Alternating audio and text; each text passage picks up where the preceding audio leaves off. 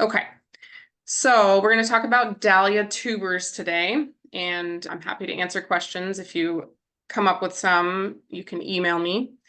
But tubers can look a lot of different ways. So after you dig them up, they might look skinny, they might look huge, but the main parts that you need to know about is that there's a body, a neck that's not broken, and then up here is the head of it, but you need an eye. And it can be kind of hard to identify the eyes at first. They might appear like purple, so that there is an eye, a little bit purple. Sometimes they look more white. And one of the tricks that I do if I cannot find an eye is I will set a tuber like this into soil, just like that, or it could be buried a little bit more, but I leave the head out, and that helps it kind of start to sprout so that you know there's an eye on there. I would put this at like room temperature. It can be under lights. It doesn't have to be. But once it starts that sprout and you can see it, you will want it under lights so that the sprout can continue. Once this gets tall enough, I could take a cutting and put that into soil, and that can multiply and grow its own tuber. But the main thing to know about this is now I know where the eye is, and I can plant that out knowing where it's going to sprout from. We plant tubers sideways, about 4 to 5 inches deep in the soil. It's not a huge deal if you plant it any which way, but it's just typical to plant it sideways. And wherever the eyes are, that's where the sprout will come up.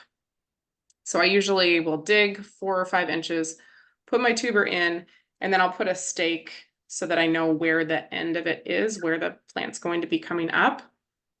The biggest pests for tubers, the biggest worries anyway, once the greens start coming up, earwigs and slugs love them. And then the most common issue is overwatering. So once you dig that 4 to 5 inches deep and you put your tuber in and you cover it back up with soil, you do not water it. You don't need to water it until it's got greens that are several inches high. And even then, if the soil is moist, it really doesn't need more water. I tend to only water them once those greens are up, maybe once a week, sometimes twice a week. But if the top few inches of soil, if you'd like dig down and feel that it's not too dry, I wouldn't bother watering it. I think the most common issue is overwatering, and that's when tubers will rot. Here in the Pacific Northwest, in Olympia, Washington anyway, our climate is fine to plant tubers literally any day of the year. They will grow once it's above like 55 degrees, I think it is. So you can wait until it's past the last frost, and that's been kind of the golden standard, but I actually don't wait. Sometimes I leave them all winter long and they're fine. Sometimes I plant them in the early spring, like February and March, and sometimes I'll wait until April and May. They want full sun. Nutrient-rich compost would be good, but the main thing you want is for it to be well draining. Sometimes I'll add like vermiculite to my soil if it seems like there's too much clay, or if it's like really fine and it feels like the water just sits there. The biggest issue would be water sitting there. I fertilize during the growing time at least every 2 weeks, sometimes every week, with a fish emulsion fertilizer.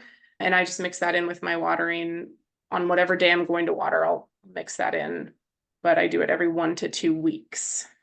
Look at your greens too when they come up, because depending on what they look like, sometimes if they're dark green or if they look yellow or if there's spots, Google is a great tool for that, because it will let you know like maybe there's too much nitrogen or too much fertilizer and you need to back off of that. If there's like a lot of green leaves but not a lot of flowers, that can also be a factor of fertilizer or the nutrients that it's getting. And what I do, I plant them and then they grow all summer long, and dahlias are cut and come again. So if you want them to keep blooming, you've got to cut them. Tubers are true to the mother plant. So every time you dig up a tuber and you plant it again, it's going to look exactly like whatever dahlia it was. You can also save seeds from dahlias, but the seeds of the dahlia are something new altogether. So every seed that you save will be different from whatever flower. Every seed that you plant will be different. The dominant trait for seeds is that open center. So if you just have them kind of open pollinated, you'll see a lot of those open centers, but some of them can be really spectacular.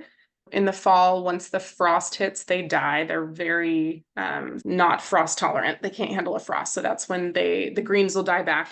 And you have the option then to either dig up the tubers and store them all winter, or here in Olympia, I just leave them in and dig them up whenever I'm ready to divide. Sometimes I don't dig them up for an additional summer, and the clumps just get bigger and bigger. And I would recommend for sure digging and dividing every 2 years at the most, because by 3 years, the clumps get like massive and they're actually very difficult to divide. Slugs and earwigs, you can use Sluggo or like earwig traps, but those are the main pests for dahlias for sure. Crown gall or leafy gall.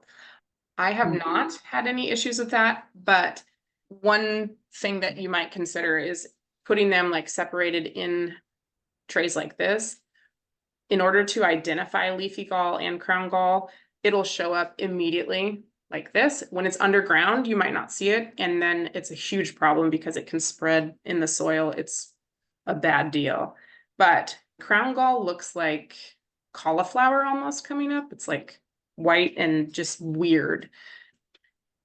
Some tubers will have multiple eyes with shooting up, but they still look like almost like asparagus shoots when they come up. But if you see like a lumpy cauliflower, that's crown gall. And then leafy gall is a little bit different, and it almost looks like just like an extreme amount of leaves coming off of the tuber where the eye is. I think it's fairly easy to identify if you look at pictures, but it'd be more of an experience thing where once you see it, you know that it's not looking like the others. And if you have crown gall or leafy gall, you cannot compost it. You have to throw it in the garbage, get it out of there, and sanitize all of your tools, and it's a mess. So that's definitely something to look out for and know to get rid of anything that has those 2 different galls. The tubers, the size doesn't necessarily matter. Some of them are kind of small. Sometimes I can't really see where the eyes are, so I'll just leave a couple together. This will grow a full-size plant. It doesn't really matter that it's small. This one will too. But if it was just, I mean, anything skinnier than a pencil, I usually throw it away. This one's like on the edge of would I keep it or not, but you can always try it and see what happens. But in my experience, even the very small dahlias will grow a full-size plant and look great. Any other questions?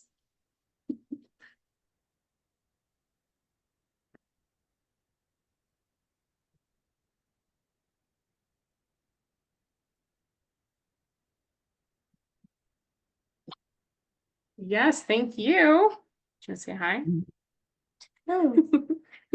Just people that want to know about dahlias. All right. Well, hello. I will have this recorded and yeah. Hello. All right. We'll talk to you later.